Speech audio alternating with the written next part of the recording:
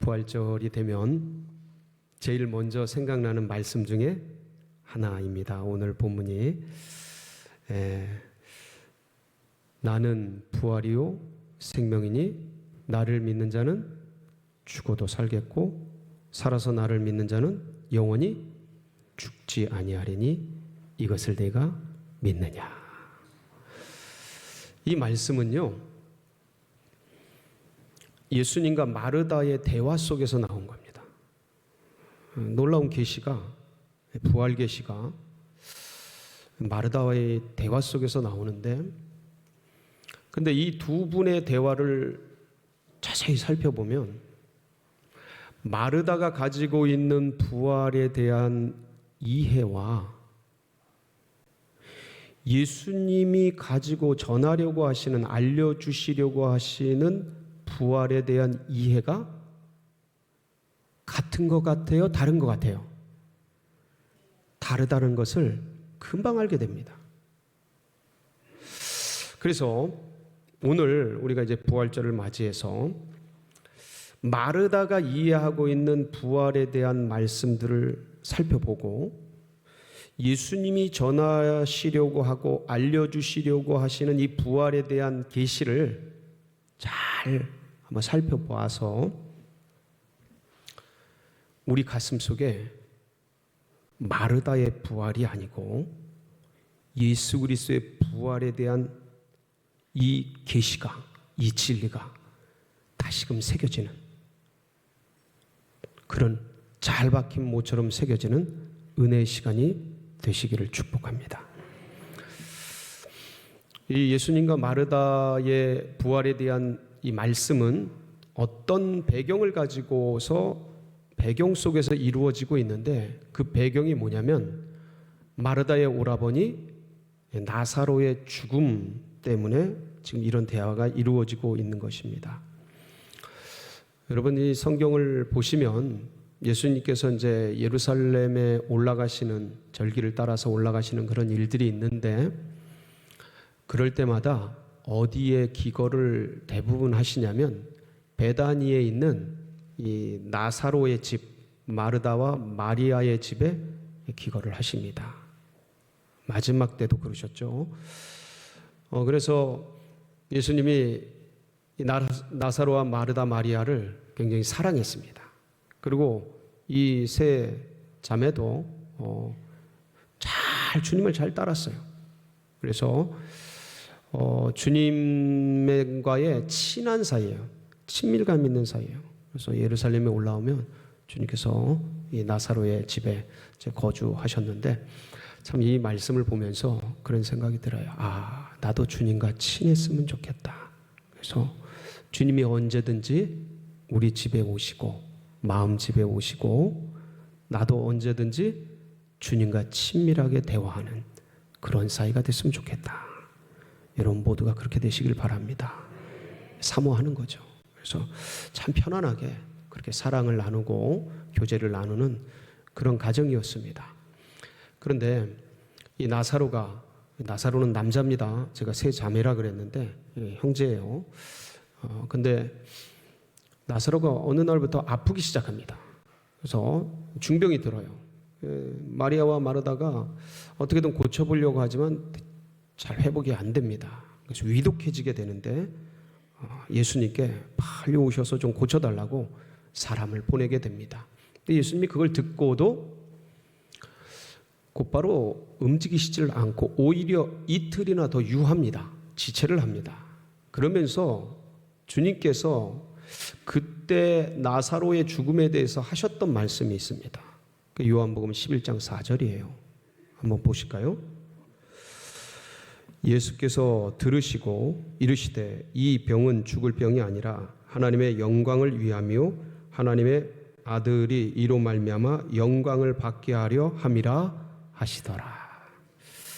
그러니까 주님은 나사로의 죽음을 이미 알고 계시고, 그리고 일부러 지체하신 거예요. 뭔가를 드러내기 위해서. 그 드러내는 장면이 오늘 마르다와의 대화입니다. 그리고 증거로 나사로가 살아나죠. 자, 그런데 예수님께서 이렇게 나흘째 되는 날 베다니를 찾아가십니다. 이미 나사로는 죽었어요. 근데 예수님이 오셨다는 얘기를 듣고 마르다가 그 베다니 마을 입구 쪽으로 마중을 나갑니다. 마중을 나가서 거기서 예수님을 뵙고 인사를 드리면서 한 말이, 마르다가 한 말이 21절, 22절이에요. 뭐라고 해요? 우리가 읽었는데, 마르다가 예수께 여짜오되 주께서 여기 계셨더라면 내 오라버니가 죽지 아니하였겠나이다. 그러나 나는 이제라도 주께서 무엇이든지 하나님께 구하시는 것을 하나님이 주실 줄을 아나이다. 말씀을 잘 보면 마르다의 믿음이 굉장하다는 것을 금방 알게 됩니다. 예수님께 대한 믿음이 굉장해요. 예수님이 계셨더라면 내 오라버니 나사로가 죽지 아니하였겠나이다. 아니, 이미 죽었는데 이 죽을 병이 예수님 계셨으면 고칠 것이라는 엄청난 믿음이에요. 대단한 믿음이에요. 이 마르다가 보통이 아닙니다. 그런데 또 그 이면에는 예수님이 계셨더라면, 주님이 왜 안 오셨어요? 아쉬움. 주님이 계셨으면 이런 일 안 경험했을 텐데. 안타까움, 안쓰러움, 이제 그런 마르다의 모습을 우리가 동시에 볼 수가 있습니다. 자, 그런데 마르다가 이 얘기를 딱 하자마자 주님께서 하신 말씀이 뭐냐면, 아주 밑도 끝도 없이 네 오라비가 살아나리라. 근데 이 말씀은 이 맥락 속에서 지금 살아난다라는 거예요? 나중에 살아날 거라는 거예요? 지금 살아난다라는 거예요. 이게 말씀이 엄청난 말씀인데 마르다가 이거를 못 알아들어요. 그러면서 그냥 대수롭지 않게, 아무렇지도 않게, 예, 주님, 저희 오라버니가 마지막 날 부활 때 살아날 줄 저도 믿습니다 하면서 마르다가 가지고 있는 부활 신앙에 대한 고백을 합니다. 그렇죠? 자, 그런데 이 마르다가 고백한 부활 신앙을 우리가 자세히 좀 들여다보면, 그때 당시에 유대인들은 다 그렇게 믿고 있었고, 예수님을 믿고 있는 크리스찬들도 그 유대교 신앙의 바탕에서 부활 신앙을 믿고 있기 때문에 다 마르다처럼 믿고 있었던 것이고, 제자들도 그렇고 사도들도 그렇고, 어떤 면에서는 그 이후에 많은 사람들도 마르다같이 믿고 있었을 것입니다. 어떻게 믿고 있어요? 마르다는 부활이라는 것을 마지막 날, 이게 현재예요? 과거예요? 미래입니까? 미래의 어느 경점, 이게 어느 경점이겠어요? 오늘 우리식으로 하면 주님께서 재림하시는 그날, 그렇죠? 예, 한꺼번에 우리 나사로 오라버니도, 나도 그땐 죽었을 테니까 나 마르다도, 동생 마리아도, 그리고 주님 안에서 죽은 모든 사람들이 그날, 미래의 그날 한꺼번에 다 살아날 겁니다 라는 종말론적인 부활론, 한꺼번에 집단적으로 모두가 되살아나는 그 부활론을 마르다는 부활 신앙으로 가지고 있었습니다. 의심할 여지가 없이 그대로예요. 인류의 마지막 날, 그때 메시아가 찾아오고 주님 구름 타고 재림하시는 그날, 만백성이 주님 안에서 잠든 자들이 한꺼번에 전부 일어나는 이 부활을 마르다는 추호의 의심 없이 믿고 있었습니다. 여러분, 저는 이번에 이 말씀을, 부활절을 준비하면서 묵상하면서 그동안 풀리지 않던 수수께끼 같은 말씀들이 열리기 시작했어요. 제가 그래서 오늘 주일을 지내고서 이번 주간에 너무 기대되는 것은 저 말씀을 사복음서를 다시 읽으면서 그동안 뭔가 희미했던 거, 열리지 않았던 것들을 다시 한번 보려고 하는데 너무 기대가 돼요. 왜냐하면 이 보석 같은 것들을 제가 잘 못 챙긴 채 그냥 열심히는 하려고 하는데 이 희미한 것, 희미하게 그냥 더듬더듬 거리듯이 이제 성경을 보게 되는 거죠. 근데 주님의 의도, 말씀, 의미 이게 보이니까 너무 기대가 돼요. 그래서 우리도 여러분 하여간 계속 주님을 알아가야 되니까 다시 한번 성경을 보고 주님께서 말씀하신 이런 의미, 왜냐하면 바리새인과 서기관과 대제사장과 주님이 막 논쟁하실 때, 부활 논쟁하실 때도 그렇고, 그리고 예수님을 믿는다고 따라오는 마태복음 8장에 보면 주님 따라오는 사람들에게도 막 그런 얘기를 해요. 너희는 너희 아비 마귀에게서 났으니 너희 아비가 행하고 그 일들을 행하고자 하는도다. 그러면서 막 그런 계시적 얘기를 하면서 나를 믿는 자는 절대로 영원히 죽지 아니하리라. 그러니까 그 얘기를 못 알아듣습니다. 주님을 믿자고 따라온 사람들인데 못 알아들어요. 그러면서 주님이 그런 얘기를 하시니까 뭐라고 말하냐면 유대인들이 네가 사마리아인이다, 네가 귀신에 들렸다, 미쳤다, 그렇게 얘기합니다. 이게 굉장히 어려운 내용이에요. 근데 그러한 유대인들에게, 그러한 주님을 따르는 자들에게 어떻게든 이 말씀을, 이 계시론을, 이 부활론을 얘기해 주시려고 했던 것이죠. 우리들이 이 자리에 이제 쓰게 됐습니다.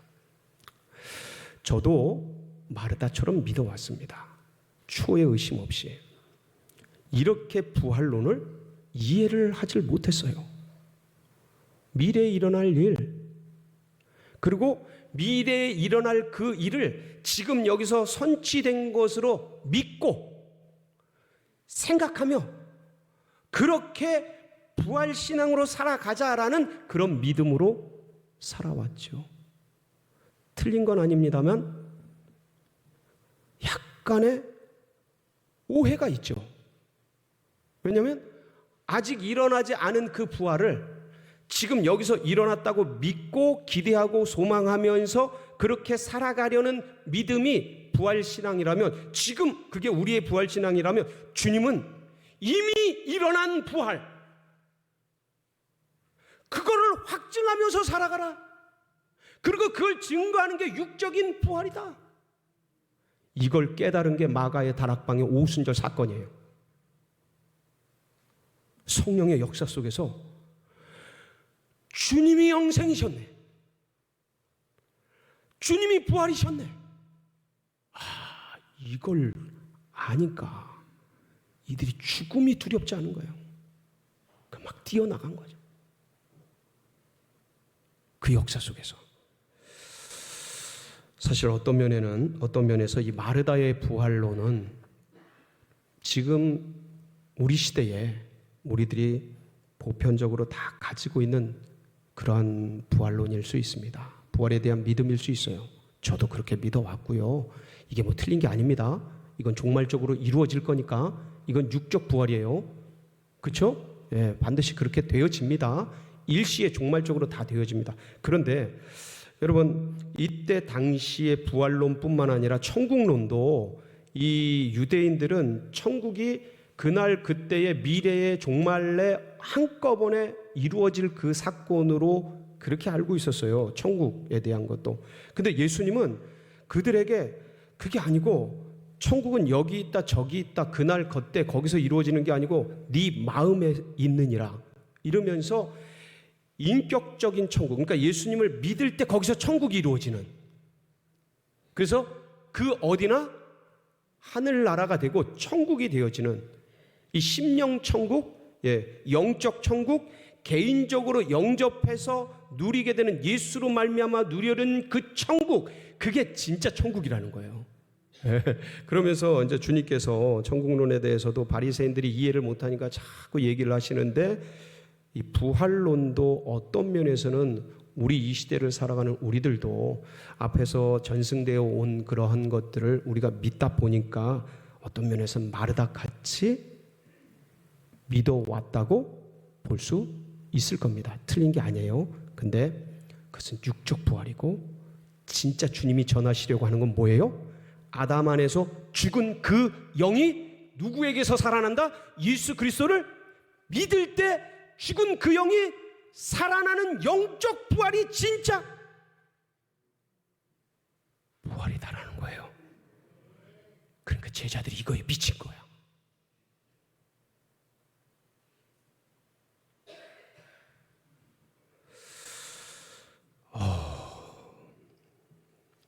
이 영원한 생명, 그리스도 예수 안에서 믿음으로 말미암아 값없이 거저 주시는, 그러니까 부활됐기 때문에, 이 죽은 영이 부활됐기 때문에 이 산 생명이 그 어떤 것으로도, 죽음이나 칼이나 적신이나 그 어떤 것으로도 이 생명을 죽일 수가 없는 거예요.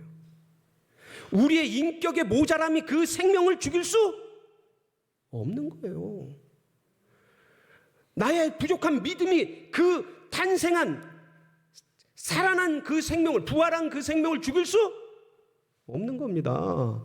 여러분, 물론 주님을 이제 믿고 따라가면 우리의 인격이 고상해지고 닮아가고 그런 면이 있습니다. 그런데 내 인격이 부족하고 모자란다 그래서 그 살아난 생명이 죽는 게 전혀 아닙니다.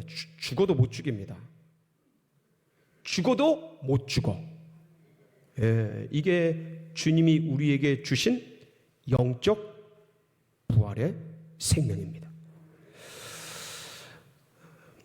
그러니까 마르다가 주님께서 강조한 이 부활 계시에 대해서 사실 믿는 듯이 대답을 하는데 잘 모르는 거였습니다. 그때 당시에. 그런데 잘 몰라도 주님은 이 은혜를 입혀주셔요. 우리가 휴대폰을 잘 몰라도, 이 전체를 다 몰라도 한 가지만 쓰고 그래도 휴대폰은 전체 기능이 다 있듯이, 주님이 우리에게 주시는 이 영생의 복음은, 이 부활에 대한 이해를 마르다가 다 못했다 해도 주님은 그 영혼을 영생 복락으로 이끌어 주셔요. 이렇게 우리 뒤늦게 알아도 아무 상관없어요. 근데 이 복음을 이렇게 제대로 알기 시작하면 내 안에서 확신이 나오죠. 왜냐하면 그동안은 부활이 그날 그때 이루어질 걸 여기서 끌어와서 기대와 소망 속에 바라면서, 아직 미성취된 그 부활을 여기서 끌어와서 믿고 믿어가려고 기대하고 소망하는 에너지라면, 지금 주님께서 말씀하시는 영적 부활이 진짜 부활이다라는 이 말씀은 예수 그리스도를 믿을 때 영이 부활되고 우리에게 주신 것이니까 이젠 그게 그거였어? 확인, 확신, 내 안에 성취 된 걸 가지고 갈 수 있으니까 완전히 양상이 달라지죠. 그건 사실 아직 이루어지지 않은 걸 그걸 바라고 소망하는 거랑 이미 이루어진 걸 내 안에서 내가 가진 게 그런 거야? 주님 믿을 때 주신 게 이런 거야? 할렐루야. 완전히 달라지죠. 제자들이 그래서 미친 거예요. 그때 그걸 한 거예요. 성령이 오셔서 그걸 깨닫게 해주신 거예요. 여러분, 그래서 그 영의 부활이, 자 보세요. 영의 죽음이 육의 죽음을 가져온다 라는 것처럼 영의 부활이 육의 부활을 가져온다라는 증거가 뭐예요? 마르다에게 주님이 보여주신 증거가 나사로의 부활입니다. 이해가 되시죠? 자, 그런데 보세요. 나사로의 부활은 영이 살았으니까 주님 안에서는, 예수님께는 주님 안에서 죽은 자는 죽은 게 아니고 자고 있는 거다라는 증거로서 그 나사로를 끄집어내서 살리시는데, 봐라 살아있잖냐 하면서 증거로 살려내시는데, 이 나사로는 다시 어떻게 돼요? 죽어요. 주님이 보여주신 육적 부활은 뭐냐면 예? 주님이 보여주신 육적 부활은 영원히 죽지 않는 영생 불사의 뭐를 입는 거예요? 뭐를 입는 거예요? 몸을 입으시는 거예요.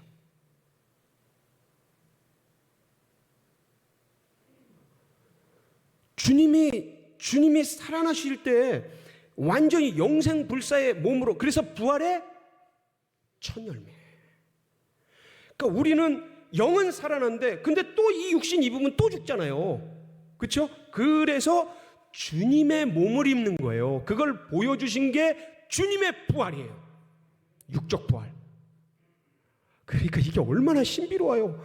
영은 살려놓고 인생을 살게 하시고, 영생을 살아가면서 인생을 살게 하시고, 이제 이 썩을 육체, 이것은 그날 그때의 종말에 입혀주신다니, 그때까지 조금만 잠자고 있어. 잠시 잠자고 있어. 나사로가 4일 죽어 있었잖아요.